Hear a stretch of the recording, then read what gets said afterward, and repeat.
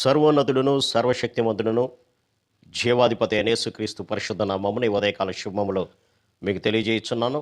ఈ దిన దేవుని యొక్క వాక్య ధ్యానము మార్కు సువార్త 7వ అధ్యాయము 15-16 వచనం. వెలుపల నుండి లోపలికి పోయి మనుషుని అపవిత్రగా చేయగలుగునది ఏమీ లేదు కానీ లోపల నుండి బయలు వెళ్ళున్నదే మనుషుని అపవిత్రులుగా చేయుననెను.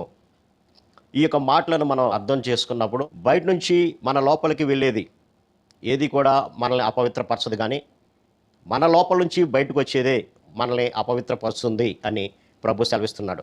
బయట నుంచి లోపలికి వెళ్ళేది అనగా మనం తినేటువంటి ప్రతి ఆహార పదార్థం వలన కూడా మన యొక్క శరీరము అపవిత్రపరచబడదు ప్రియులారా.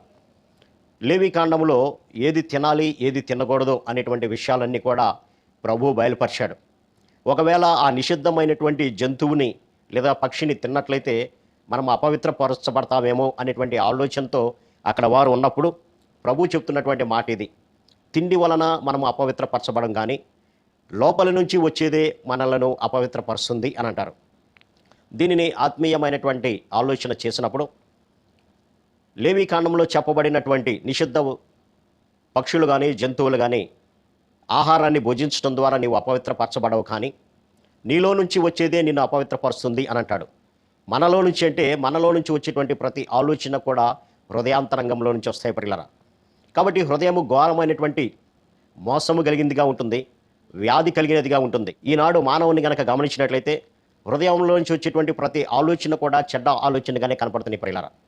అందుకని ఇక్కడ ప్రభు అంటాడు, లోపల నుండి అనగా మనుషుల హృదయములో నుండి దురాలోచనలు, జారత్వములను, దొంగతనములను, నరహత్యలు, వ్యభిచారములు, కామవికారము, మత్సరమును, దేవదూషణ, అహంభావము, అవివేకము ఇవన్నీ కూడా వస్తుంది. ఈ చెడ్డవన్నీ కూడా లోపల నుండి బయలు వెళ్ళి మనుషుని అపవిత్రపరచునని ఆయన చెప్పాను. మనమందరం కూడా దేవుని యొక్క పోలికలో, దేవుని యొక్క స్వరూపంలో సృజించబడినటువంటి వారము. దేవుని యొక్క హృదయము పరిశుద్ధమైనటువంటి హృదయము, నిష్కలంకమైనటువంటి హృదయముగా ఉంది. ఎటువంటి భేదాలు లేనటువంటి హృదయముగా ఉంది. అటువంటి హృదయముతో దేవుడు మనల్ని కూడా తయారు చేస్తే మన హృదయాన్ని మనం కల్మషం చేసుకొని మనలో అపవిత్రత చోటు చేసుకొని జారత్వానికి, కామవికారానికి, లోభత్వానికి, రకరకాలైనటువంటి నరహత్యలకు, వ్యభిచారులకి ఇవన్నిటికి కూడా నిలయంగా మన హృదయాన్ని మార్చుకున్నాం ప్రియులారా. అందుకనే హృదయము అన్నిటికన్నా ఘోరమైనది, దానిని గ్రహింపగలిగినటువంటి వాడు ఎవడు అని అంటాడు. హృదయంలో నుంచి ఇటువంటి చెడ్డవైనటువంటి ఆలోచనలు రావడం ద్వారానే మానవుడు అపవిత్రపరచబడతాడు, కానీ బయట నుంచి తినేటువంటి ఆహార పదార్థాల వల్ల కాదు అని ప్రభు అంటున్నాడు.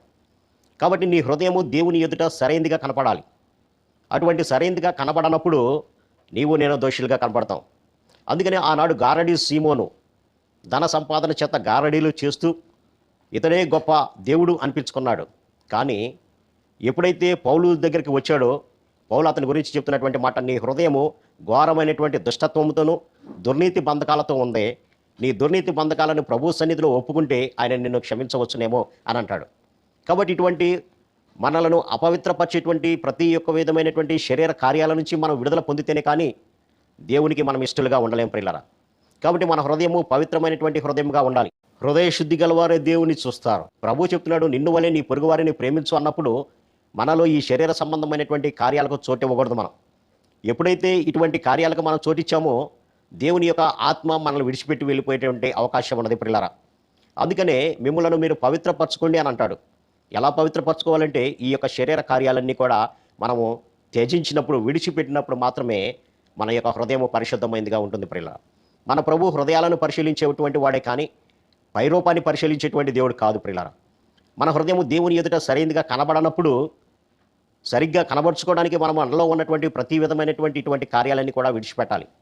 అందుకని ఇక్కడ ప్రభు అంటున్నాడు, నీ హృదయము సరిగా ఉంచుకో అని అంటున్నాడు. ఎందుకంటే నీ హృదయము సరి లేకపోతే నీ ప్రవర్తన మొత్తం కూడా చెడిపోయినటువంటి స్థితిలో ఉంటుంది, నిన్ను అపవిత్రపరిచేటువంటి స్థితిలో ఉంటుంది. మన దేవుడు పరిశుద్ధుడు గనక అపవిత్రమైనటువంటి పెదవులతో, అపవిత్రమైనటువంటి చూపులతో, అపవిత్రమైనటువంటి ఆలోచనతో ఆయన సన్నిధిని మనం నిలబడలేము ప్రియులారా. కాబట్టి ప్రభు అంటున్నాడు, ఈ కార్యాలన్నీ కూడా నీలో నుంచి దూరపరచు. కాబట్టి ఈ యొక్క ఉదయకాల సమయాన మన హృదయం ఎట్లా ఉందో పరిశీలన చేసుకుందాం. హృదయం ఘోరమైనటువంటి దుష్కార్యాలతో కనుక నిండి ఉన్నట్లయితే పరిశుద్ధుడైనటువంటి దేవుని ఎదుట మనం నిలబడలేం. కాబట్టి మన హృదయాలను ప్రభు చెంత పగలగొట్టుకుందాం. ప్రభువా నన్ను శుద్ధిపరచుటువంటి అపవిత్రమైనటువంటి ఆలోచనలు నాకు రాకుండా సహాయం దయచేయి.